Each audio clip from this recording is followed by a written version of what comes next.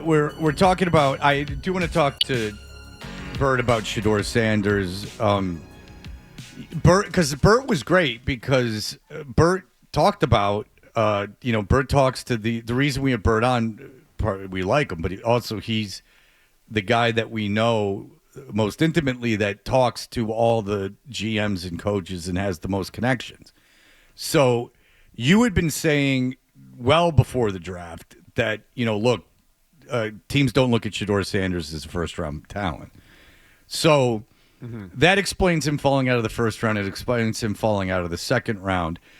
So people, and I get it because Shedeur Sanders was a huge star and a big deal and the biggest deal going on in the draft. He falls, but now the explanations. Something just came out theorizing that people had heard that coaches didn't want to take Shedeur Sanders because they felt that if they took him and started him, that would open the door for Deion becoming the head coach of the team. And why is there all this need to make excuses for Shedeur Sanders? Like, why does everyone feel... I feel bad for him. I have no ill feelings towards him. I honestly don't.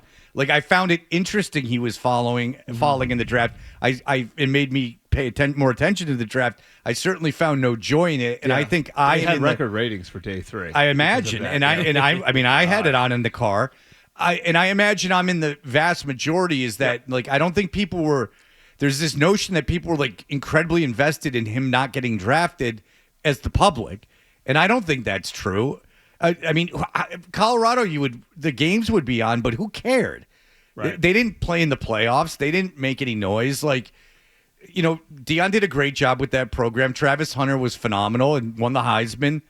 Shedeur Sanders was whatever. Like, I contend that this notion that he was hated and then there was all this Schadenfreude. Thank you. I can never pronounce it. About him.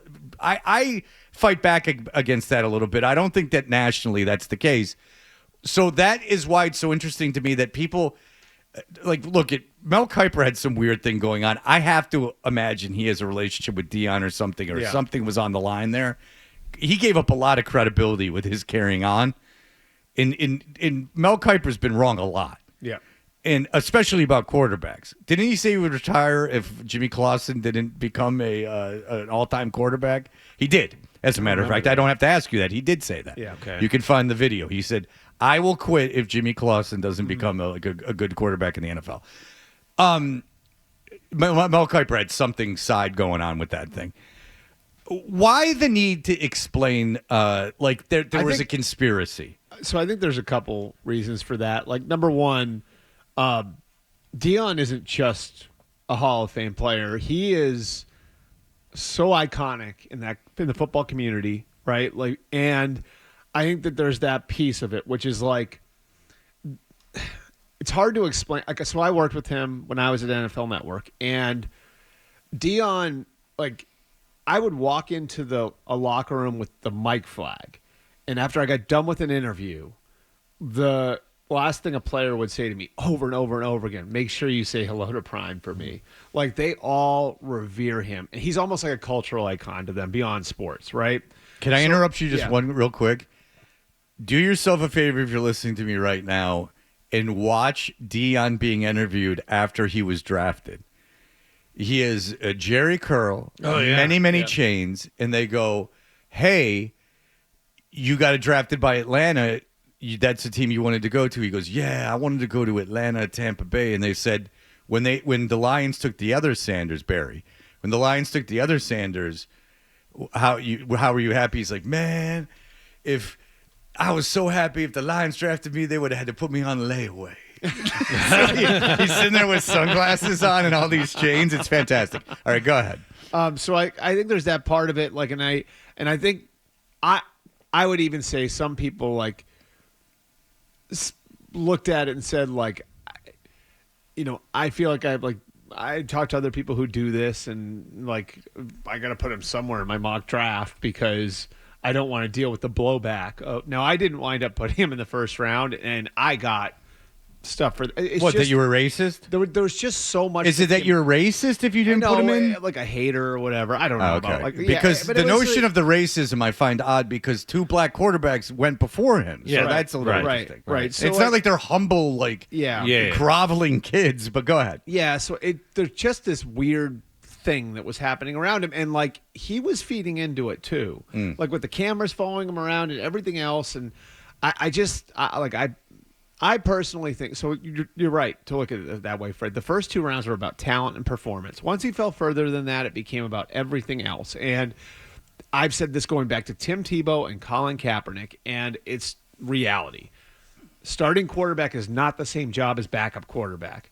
That's why the top 64 quarterbacks on the planet are not the 64 first and second string quarterbacks in the NFL. You do, like you saw it here with Joe Milton, right? Is Joe Milton less talented than Josh Dobbs? No. A lot of this becomes like how a quarterback room comes together. So once you get past the second round and once you're starting to look at the guy as not your quarterback of the future, not your long-term answer at the position, but a guy you're developing and a guy that's going to have to develop in the shadows over the years, you're going to start to look at him. You start to look at these prospects differently. It's like, how does he fit my quarterback room? What chance do I have to develop him over the next 2 or 3 years? Is he going to be a good teammate? Is he going to be a resource to my starter? And because of everything that came with Shedeur Sanders, it became, I have a hard time seeing that. Give me the anonymous guy. Give me Jalen Milroe. Give me Dylan Gabriel. Give me the guy that's just going to fit in and be a part of the group. And I've said this stuff for over a decade. It's just the job of backup quarterback is not the same. So what happens when Deion gets to camp now, and what's his journey going to be like in Cleveland? I mean, he plays that 3rd preseason game, lights it up, and everybody's screaming. That's part of the problem. That's like part of why. And I think Deion's got better sense than that.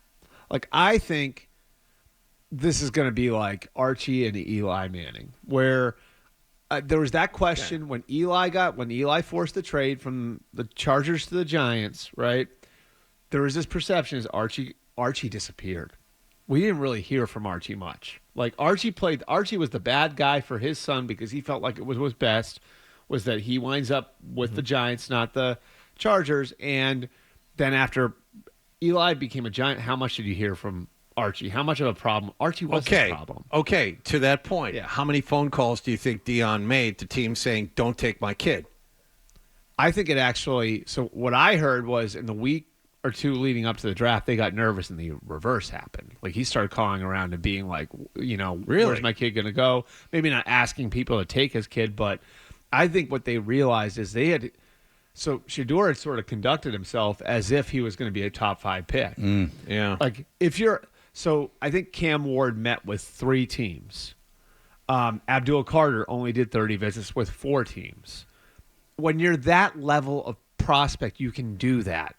Like, I don't want to waste my time. And you explained why before you would do that, because why share medicals with all these teams when you don't have to. There's all kinds of reasons. For everyone else, for hundreds and hundreds of draft prospects, you have to go in and treat all 32 like job interviews. You can't pick your spot. You know why? Because there might be 10 teams over here that don't need your position. There might be 10 teams over here you're not a scheme fit for. So it makes no sense to thin the herd when you may not have like that wide a group of suitors to begin with. If he would have thrown at the combine, yeah, do you think that he would have gotten drafted higher? Well, I heard stuff like I don't know that would have helped because he didn't like. There were people that were critical of how he threw at the pro day. No, I'm just saying that because you looked at Jackson Dart, who went in the first round, threw at the combine. Everyone besides Shedeur and Cam threw at the combine, right? I think that were healthy enough. Yeah, that's right. Did you see that kid from who was the kid? Was it the kid from Ohio State that couldn't hit anyone? I can't remember. Howard. Well, there were a few bad throws. Yeah. All right, so I bet that hurt to say. Well, yeah. What did he care? He's not in the program he anymore. Was fine. I mean, he was fine. But that was sort of a Twitter thing too, where he had like two bad throws. Yeah, they were pretty that were bad. Not great. Yeah, but listen, on social media. Not all of us watched it. The whole thing. It was funny to see. All right, so okay, because I'm just trying to kind of figure out what's going on. So, like, Yeah. He treated himself like Abdul Carter and Cam Ward. They knew they were going to be top 3-4 picks. Shedeur Sanders, maybe he's not treating interviews seriously. Is part of that, though, like maybe he should have thrown at the combine. Maybe he should have taken that more seriously. Like, because if he threw at the combine and then had a pro day. I think it was more the interviews and the way he handled it. And there were certain teams where, I told the story on the show yesterday. I wrote this on Monday that there was one team where they brought up they put a bad play he had up on the board, and there was like some back and forth with the coaches, and the end of that exchange was, well, maybe I'm not a good fit for you guys then, from Shedeur to the team. So, and like the reason I'm saying like you thin the herd, right? So like, let's say again, like you got those 10 teams over here that don't need your position. You got these 10 teams over here that you aren't a scheme fit for. Like, you don't know when you're a prospect, like, okay, so maybe there are 8 teams that would legitimately take me in rounds 3 through 5. So now you could be alienating those teams. Mm-hmm. So now, like, you already got this like short window of teams that that where all that stuff matches up, and you're on their board, and now you could unknowingly be pulling yourself off the board for them. So that's how it happens. That's why he falls, because it's like you are narrowing the number of teams that are interested in you. And I'm here to tell you that like a lot of these teams, like their draft board's like 100 guys on it, out of however many 100 there are in the draft pool. So, and that's because of scheme fit. That's because of how the interview went. That's because it's medical. It's all these different things. Do you think that Shedeur Sanders will be a starting quarterback in the NFL? I would say the odds are against it right now, just because that's how he really hurts himself here. It's not like the money's the money, right? But how he hurts himself here is the opportunity a second-round pick or a third-round pick is going to get is usually way greater than a fifth-round pick. A third-round pick is almost guaranteed of making the team. A fifth-round, like some fifth-round picks get cut out of camp. Oh, no. I'm so like, it's not impossible.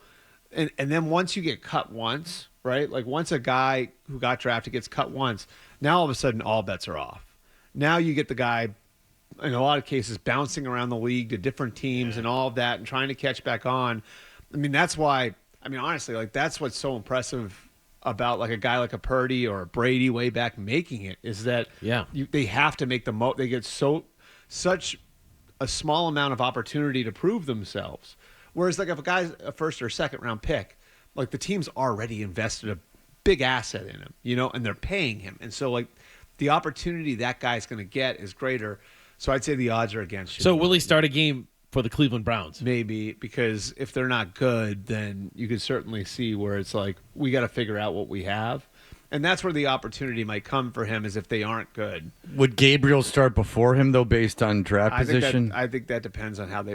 one thing I do know about, like, Kevin Stefanski and Tommy Rees and all the guys there, I do think it's going to be a meritocracy. So if Shedeur plays well in camp, I think he'll get opportunity. Well, that's good for him. If you like that clip, and how could you not? Check out more videos from Toucher and Hardy here. Point slightly up and to the left. For more Patriots analysis and opinion, hit this playlist. Point slightly down and to the left. And for the latest from the Sports Hub, download at 985thesportshub.com.